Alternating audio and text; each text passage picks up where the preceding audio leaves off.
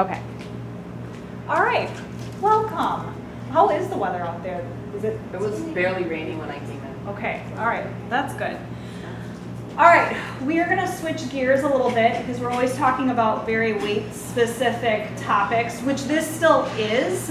But we're going to talk about taking care of yourself internally by talking about the microbiome. Has anybody heard of that term, or gut health, or like seen that kind of thrown around maybe on Facebook or on the internet? All right. Okay, so we're going to talk about that this evening. So by the end of the session, you should be able to describe the importance of the microbiome, name symptoms of dysbiosis, determine the sugar content of a nutrition label, list a prebiotic and a probiotic food source, and list a change that you can make now to improve your microbiome, okay? And I promise I will try not to get too sciencey. But something to digest right off the bat, both disease and health begin in the gut. And we'll talk a little bit about why. But basically, your focus is to, if you have imbalances, find restoration and then keep the balance. So what is the microbiome?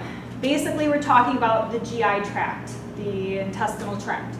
So inside your GI tract, you have bacteria and microorganisms residing, okay? There's good bacteria and there's bad bacteria. When you get an imbalance between the good and bad, that's when you start to see problems in your health. So obviously we want to have a good balance. The gut is known as the second brain. It is the largest organ in your body that's associated with immunity. So we have to take care of it. The gut is also essential for nutrient absorption, and the microflora, or the population of bacteria within your gut, also help regulate adrenal, which is responsible for your stress response, thyroid, which is responsible for your internal temperature, as well as your metabolism, and your liver function. Your liver is your major detox organ, okay? So again, this is why we're taking care of our gut. The wonderful thing and the bad thing about the bacteria in our gut is that they need us and we need them, and that includes the bad guys too. So we need them in order to function properly, and we're obviously their host, so they thrive off of us. All right, I don't know how well you can all see this picture in the back. It's a little sciencey, so I will give you an analogy of what it is. Has anybody seen this type of picture? Okay, so basically these are the cells within your intestinal lining, okay? So I'm going to use an analogy that I picked up off another presentation that I really like because it's just an easy way to understand it. So let's say you're having a house party, okay? And you've got your friends over and everything's great. Everybody's having a good time. The party's contained within the confines of the house. You're not bothering your neighbors, like nobody's breaking anything, everything's all good. And then maybe a couple sketchy people show up, but it's okay, you're still having a good time, nobody's breaking anything, great. But then all of a sudden, like a bunch of shady people show up and they're throwing chairs through the windows and the party's now spilling out into the street. Okay, so that's kind of how you can think of your intestinal lining. So on the left side here, these are pictures of healthy cells. Again, I know it's a little hard to see, but these guys here, they're called tight junctions. They're responsible for keeping all the bacteria inside your intestinal lining from dipping or flowing into your bloodstream. Okay, so if you have, like, let's say you ate some, food that had like pesticide on it, or just undigested food particles in your intestinal tract, these tight junctions help keep it inside the intestinal tract so that it's not flowing out into the bloodstream and thereby causing inflammation in your body. The right side picture, here's that out of control party, okay? The bad guys are now breaking down the windows, okay? So see those tight junctions?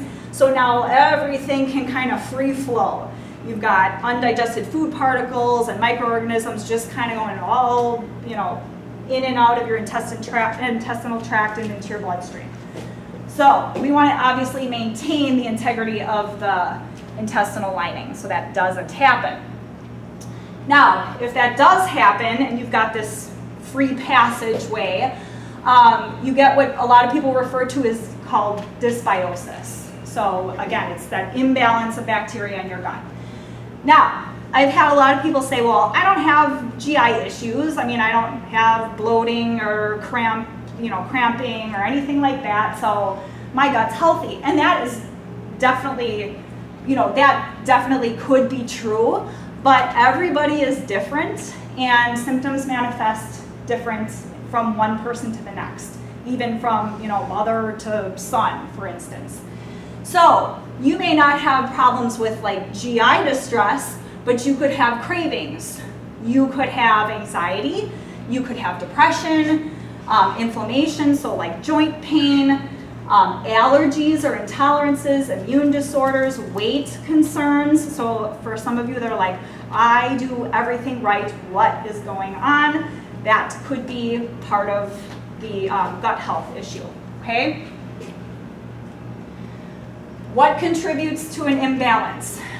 Unfortunately, many things, which we're not going to talk about every single thing this evening. We're going to focus on nutrition, but just to give you an overall, stress, fatigue, inactivity, overuse of antibiotics, overuse of antibacterial soaps and hand sanitizers, alcohol, and then the standard American diet. So obviously we're going to focus on the diet. So let's get the bad out of the way first, okay? What feeds the bad bacteria in our gut? Excess alcohol can cause dysbiosis in our intestinal tract, unfortunately. Processed meats are another one, and then this should come as no surprise, added sugars. When I mention added sugars, I don't mean sugars from fruit, sugars that you naturally find out, in your yard or off of a tree or in the ground. I'm talking about things that are added into processed foods, desserts, sodas, etc. Don't forget about hidden sugars. So things like barbecue sauce or dressings or flavored yogurts, okay? In excess, this becomes an issue. Now, I don't want you to think like, oh my gosh, I have to just completely throw everything out. That may not be true, okay? Like I said, if you've got a couple sketchy people at your party, not a big deal. It's when the shady people take over that we have a problem, okay? All right, again, I don't know how well you can see this in the back. This is a label, can you guys, okay, all right. So let's just not focus on anything but the sugars. Can you guys see how much sugar is in this product? 15 grams. Okay, so 15 grams. All right, so before we look at anything else, what do we think of that? High, low, don't know? High. Okay, we're thinking high. All right, what's maybe the next thing we want to look at? Sticking with sugars. Added sugar, ingredients. Okay, added sugars. Now, this one doesn't list added sugars. The FDA is trying to roll this out where they're going to put added sugars on the labels. You might have seen them on some of the labels already. They are going to roll that out, so that's going to be helpful. So unfortunately, this one doesn't have it. The next place I would say to look is your serving size. Because it's like, okay, 15 sugars, and how much? Are we talking about like a big bag of something? Are we talking about like, a teaspoon? What? So 2 tablespoons. Okay, now we're thinking, wow, I don't have an example here, but if you can picture in your mind 2 tablespoons, just an ounce of something, you've got 15 grams of sugar. I think we can all agree that sounds like it's probably a lot, right? Okay, then somebody mentioned ingredients. That would be my next step. Ingredients. Okay. First one. Yeah. There you go. So remember that ingredients are listed in order by weight. So the first several ingredients are your most important because that's mostly what your product is made out of. So, Barbecue sauce. high fructose corn syrup is your #1 ingredient, which is basically another word for sugar, and believe me, there's many words for sugar. But yeah, you're looking, okay, here's one, honey, which it's debatable, but it's still considered a sugar, so 2. What else here? Like Molasses. pineapple juice concentrate, we're like borderline here. Molasses, corn syrup. Yep, molasses, corn syrup, sugar. So I mean at least 5 different words for sugar. Okay? Does anybody want to take a guess what this Barbecue is? sauce. Yeah, What is it? barbecue sauce. It's Sweet Baby Ray's. Yeah. Oh. Not to diss the, I love Sweet Baby Ray's. So. But yes, this was Now you know why. exactly because it's basically all sugar. There's like a little tomato paste somewhere in there. Okay, so that's kind of how you can tell. So my point in bringing this up too is look at the ingredients, because again, it's like, oh my gosh, 15 grams, but again, in what context? Is it, again, a whole bag of something? Where's the sugar coming from? If you read the label and it's like cranberries, you know, cherries, like actual fruit, okay, we don't have to get too carried away with that. But this, yes, this we want to be cautious of, okay? All right, I want you to let this soak in, because I have had patients, members come to me and say, you know what, my dad, for instance, had cardiovascular disease. Does it even matter if I, you know, watch my diet and exercise? The answer is yes. Now, unfortunately, we cannot change, you know, hereditary, like genes, things that have been passed down to us. But the good news is that the lifestyle we lead may have more of an impact on our health and risk for chronic diseases than hereditary predisposition. So, in fact, the choices that you make maybe you won't even get cardiovascular disease if you lead a healthier lifestyle. Or maybe you will, but your symptoms will be much more mild or prolonged. So the point is, at the end of the day, yes, please try to make lifestyle changes. Bob Harper is a good example, because I think his mother also had heart problems. Now, obviously, he had an episode, but he survived, right? I mean, and look at the lifestyle that he leads. He's a fairly healthy individual aside from that. So that's a really great testament to that, yes, if you make changes in your life, you know, you may survive something like that. Okay, now let's talk about what we can do for our GI tract. One step that you can take is to actually clean it. So what I mean by that is, again, if you've got bacteria and like excess hormones and things kind of sitting around, you want to pass those things along. Everybody should have bowel regularity. That is very important. How do we get that? Fruits, vegetables, lentils, beans, whole grains, and seeds, right? No big surprise here, hopefully.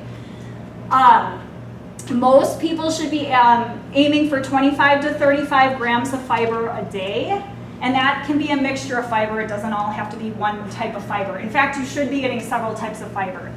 2 such fibers would be your insoluble fiber. So that fiber is beneficial because it helps, you don't digest it, but what it does is it helps kind of sweep the GI tract. And when it moves through your GI tract, it takes particles with it.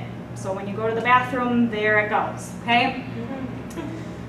Soluble fiber, that one's nice because it helps package up unwanted materials like excess cholesterol. And soluble fiber has been shown to help with belly fat as well.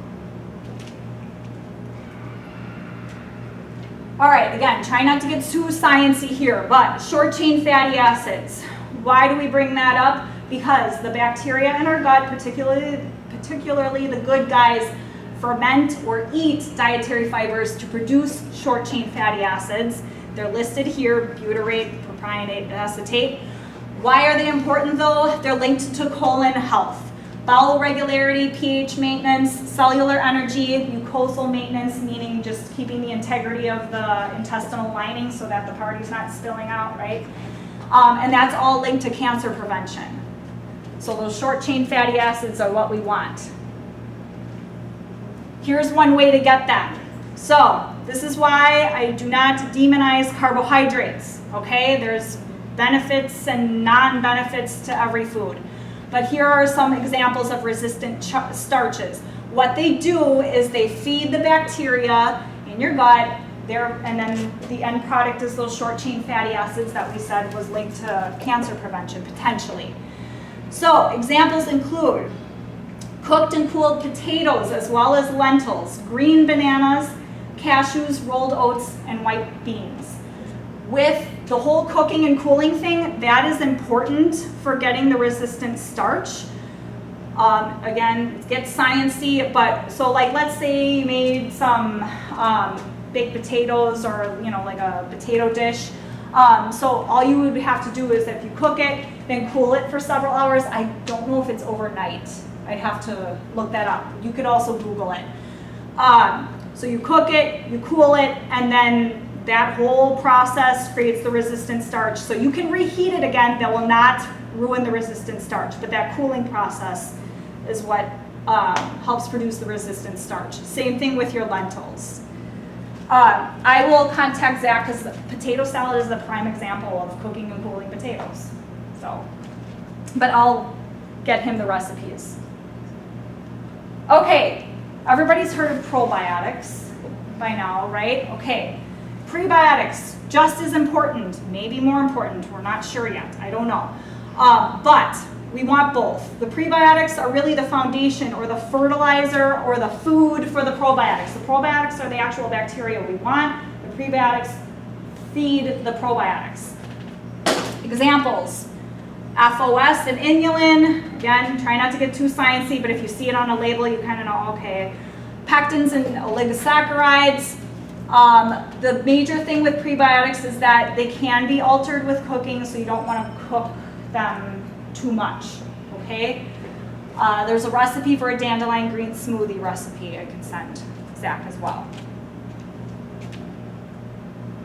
Fermented foods, you probably have heard this by now too, that fermented foods are really healthy, okay? Fermented foods are thought to have transient strains of bacteria, meaning they're beneficial while they're in the digestive tract, but they don't repopulate the bacteria, but that's still okay. You still want this passing through your digestive tract. Fermentation of food enhances nutrient content. Fermented foods tend to have more vitamins, minerals, and phytonutrients. I mean, think about it, they're mostly fruits and vegetables, and contain prebiotics as well. Okay, probiotics, that's your friendly bacteria that you want to introduce in your gut and you want to keep in your gut. Yogurt is probably the most well-known one, okay? You don't have to just eat yogurt, there's other sources, but it's a good one. When you're looking at the label, make sure it says live and active cultures on the seal. Not all yogurts are created equal. Some will actually list the strains that they contain in the product. All right, we also want to reduce inflammation because that too helps maintain the lining of the gut. Now, omega-6s aren't necessarily bad. The problem is with the standard American diet, our ratio of omega-6s to omega-3s is way out of proportion. And part of the reason for that is a lot of our processed foods use corn oil, sunflower oil, safflower oil, vegetable oils in the products, okay? So our ratios are just out of control. A lot of meat products also can throw that ratio off. So we want to focus on increasing omega-3s for inflammation. Good food sources include avocados, wild-caught salmon, flaxseed, chia seeds, and walnuts. I will also, don't let me forget at the end, I will show you some examples of prebiotic and probiotic foods. Okay, there are supplements out there that tout that they can reduce inflammation and again, kind of heal that intestinal lining. We're still, the research is still kind of young, but things that you could look into would be bone broth, collagen, and gelatin. But again, I want you to also eat plenty of fruits and vegetables because that's always going to be your best bet. All right, how do you get started now? One thing, diversity is key. The more strains of bacteria you introduce to your gut, the better. The more protection you're thought to have. So, switch up your recipes. All right. Now, if you're a person in the crowd and you're like, what, I have my meals like planned out, this works for my budget, it works for me to eat the same way every day, now you want me to switch it up. Okay, it doesn't have to get crazy. I always use spaghetti as an example because it's just an easy one, but even with spaghetti, okay, let's say you like Monday night spaghetti night every week. I mean, one week you could do a lentil pasta, the next week you could do a bean pasta, the next week you do a whole grain pasta, and then another week you put spinach in the tomato sauce, and then the next week you put onion. So again, just same recipe, just switching up little things to get more nutrients and more strains of bacteria introduced to the gut. Eat seasonally. Get friendly with your farmers markets. That's where you're probably going to get the most bang for your buck, right? Because everything's in season, everything's fresh. They just pulled it. It hasn't hopefully been sitting on a truck for weeks on end, going through climate changes, whatever. Okay, it's coming right to you. So eat seasonally, and we're meant to eat seasonally, right? Like our ancestors didn't, they could only cover so much space in a season, so they ate what was available to them. And then this one, I love this one. Simply, when you're at the store and you're going to the checkout, pretend your foods don't have labels on them. Are you just seeing brown and white? Because if so, turn it back, okay? And not Skittles, okay? Go to the produce aisle and get, a couple more colors, maybe red, orange, purple, green, okay? So you want to have a colorful cart. That's a good way to tell you have good nutrition there. All right, you guys have seen this. I think all of you have seen this like a million times.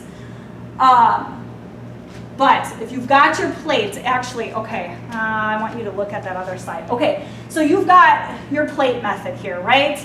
Half your plate is for your veggies, a quarter is for your protein, a quarter is for your starch. Maybe you've got some dairy over there if you drink dairy. Okay, so let's go.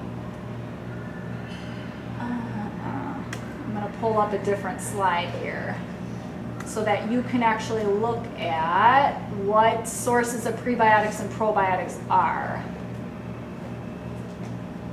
Okay. So, let's pretend we've got our plate, right?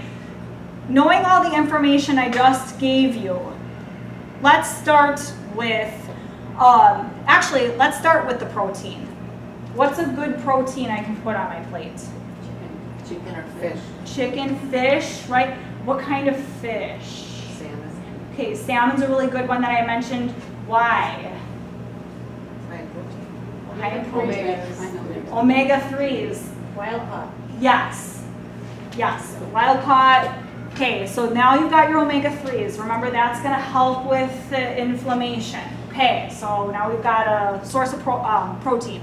Okay, let's move on to the starchy part of the plate. What's an idea there? Beans? Beans. That was one we mentioned. Sweet potato. That's got high antioxidants. Okay.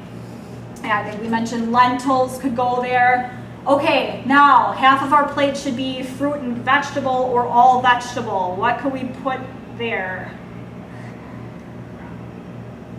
Somebody say broccoli? Yeah, broccoli.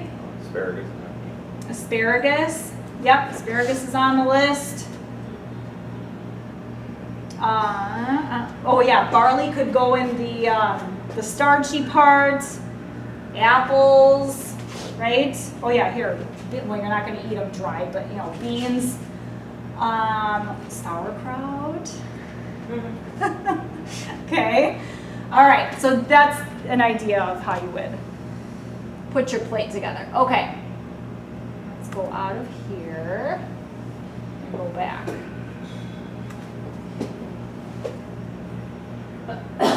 All right. Okay, now, way back in the beginning, I talked about there were several other factors that come into play with gut health, aside from just nutrition, right? And obviously, you know, we'd be here all night if I talked about everything. But the first step that you can take is obviously making changes with your dietary lifestyle and exercising, okay? Now, if you feel like, well, I'm doing all that, like I'm eating a variety of healthy foods, I'm working out, what else? Okay, then you want to start looking at sleep and stress management, okay? Sleep throws your bacteria off, right? Your digestive tract, your gut has a circadian rhythm as well, so you need sleep. It also manages hormones, and then stress management, is the other key. Excess stress, unmanaged stress, also not good for the bacteria in your gut, okay? So these are some of the main things that make up the whole picture for a healthy gut. Questions, concerns? All right, I feel like it's a lot of information. Okay, a lot of things to consider. All right, I'm gonna stop this.